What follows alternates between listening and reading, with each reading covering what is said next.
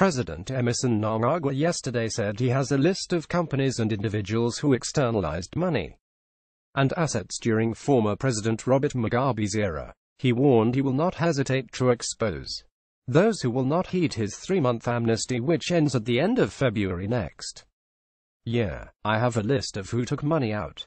I did not give the moratorium without knowledge. In March, when the moratorium ends, I will name and shame those who do not respond, Mnangagwa told ZANU-PF Central Committee members in Harare ahead of the party's extraordinary Congress. However, it remains to be seen whether Mnangagwa has the spine to tackle all senior officials who have been implicated in shady activities in the past, or is only hunting down his political opponents. One of Mnangagwa's economic advisors, Ashok Chakravarti, said a fortnight ago $5 billion could have been siphoned out of the country since dollarization in 2009. Mnangagwa also vowed to fight corruption. The corrupt tendencies from the past will not and cannot be allowed to continue. We must deal with graft in all spheres of life and public service, Mnangagwa said.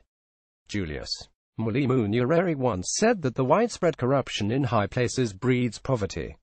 We cannot thus, in all clear conscience, ever condone or ignore corruption, as it has the deleterious effect on our nation and impoverishes our people. It is time that we, as a party, pledge to fight this evil and join forces with like-minded Zimbabweans until it is completely eradicated from our society. A few days after being sworn in following Mugabe's resignation, Mnangagwa announced a 3-month amnesty window for the return of funds illegally stashed abroad by individuals and companies.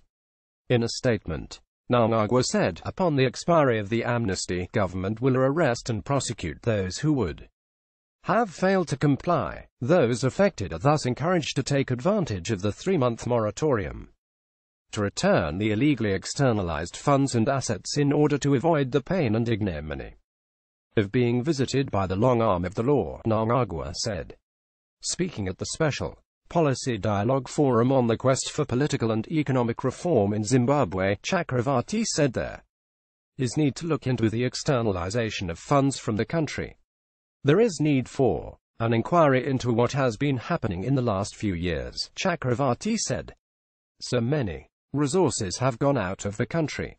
It cannot just be swept under the carpet. It has to be looked at carefully and addressed.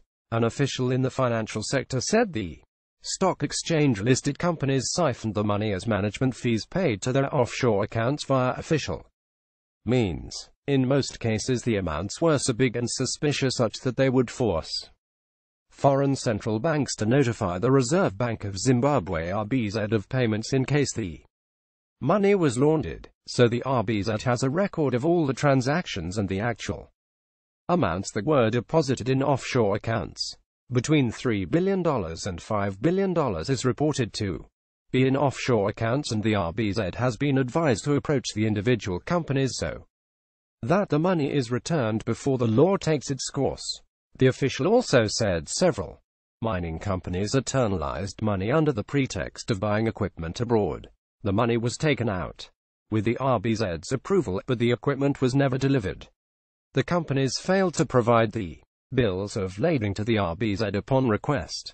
Mnangagwa is under pressure to deliver, especially on the economy, which is in the grip of severe foreign currency shortages that have seen banks failing to give cash to customers.